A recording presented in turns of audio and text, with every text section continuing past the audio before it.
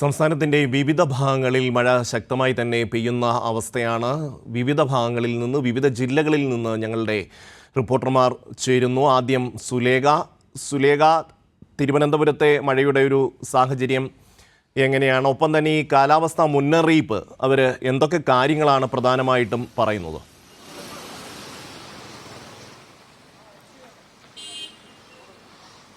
ഷമി, തീർച്ചയായും സംസ്ഥാനത്ത് കഴിഞ്ഞ ദിവസങ്ങളിലൊക്കെ തന്നെയും അതിതീവ്ര മഴ തുടരുന്നൊരു സാഹചര്യമാണ് ഉണ്ടായത്. പക്ഷേ ഇന്ന് ഇത്തരത്തിൽ അതിതീവ്ര മഴ മുന്നറിയിപ്പ് കേന്ദ്ര കാലാവസ്ഥാ വകുപ്പ് നൽകിയിട്ടില്ല എന്നത് തന്നെയാണ്.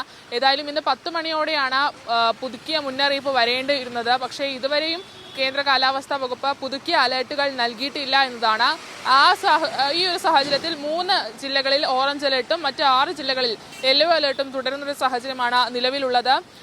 പത്തനംതിട്ട, ഒപ്പം കോട്ടയം, ഇടുക്കി ജില്ലകളിലാണ് ഇന്ന് അതിശക്ത മഴ മുന്നറിയിപ്പായ ഓറഞ്ച് അലേർട്ട് നിലനിൽക്കുന്നത്. അതിനൊപ്പം തന്നെ തിരുവനന്തപുരം, കൊല്ലം, ആലപ്പുഴ, എറണാകുളം തുടങ്ങിയ 6 ജില്ലകളിലാണ് ഇന്ന് യെല്ലോ അലേർട്ട് നിലനിൽക്കുന്നത്. ഈ ഒരു കാര്യം വ്യക്തമാക്കുന്നത് എന്ന് പറയുന്നത് കഴിഞ്ഞ ദിവസങ്ങളിലൊക്കെ തന്നെയും വടക്കൻ മേഖലകളിലും മധ്യ കേരളത്തിലുമായിരുന്നു മഴ ശക്തമാകുന്നതെങ്കിൽ ഇന്നത്തെ സാഹചര്യം അനുസരിച്ച് മധ്യ കേരളത്തിലും ഒപ്പം തെക്കൻ കേരളത്തിലുമാണ് മഴ ശക്തമാകുന്നത് എന്നാണ് കേന്ദ്ര കാലാവസ്ഥാ വകുപ്പ് വ്യക്തമാക്കുന്നത്. എന്തായാലും അതേസമയം തന്നെ ഈ ന്യൂനമർദ്ദം രൂപപ്പെട്ട ഒരു കാര്യം കൂടി കേന്ദ്ര കാലാവസ്ഥാ വകുപ്പ് അറിയിക്കുന്നുണ്ട്. തെക്ക് കിഴക്കൻ അറബിക്കടലിൽ കേരള തീരത്തിനരികെ ന്യൂനമർദ്ദം രൂപപ്പെട്ടതായാണ് കേന്ദ്ര കാലാവസ്ഥാ വകുപ്പ് നൽകുന്ന അറിയിപ്പ്. ഇതിന്റെ ഫലമായി 5 ദിവസം മഴ തുടരുന്നൊരു സാഹചര്യം ഉണ്ടാകും. ഏതായാലും നിലവിൽ വേനൽ മഴ ശക്തമായി തന്നെ സംസ്ഥാനത്ത് തുടരുന്നൊരു സാഹചര്യമാണുള്ളത്.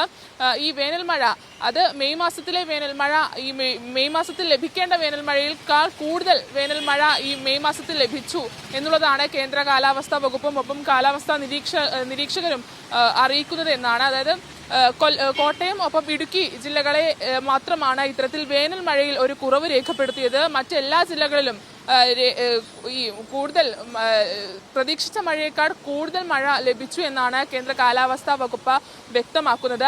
അതിനൊപ്പം തന്നെ ബംഗാൾ ഉൾക്കടലിൽ ചുഴലിക്കാറ്റ് മുന്നറിയിപ്പുണ്ട്.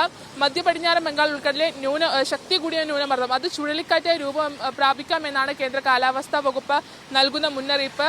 ഈ ഒരു സാഹചര്യത്തിലും കേരളത്തിൽ മഴ ശക്തമാകാനുള്ളൊരു സാധ്യത കേന്ദ്ര കാലാവസ്ഥാ വകുപ്പ് നൽകുന്നുണ്ട് എന്നുള്ളത് തന്നെയാണ്.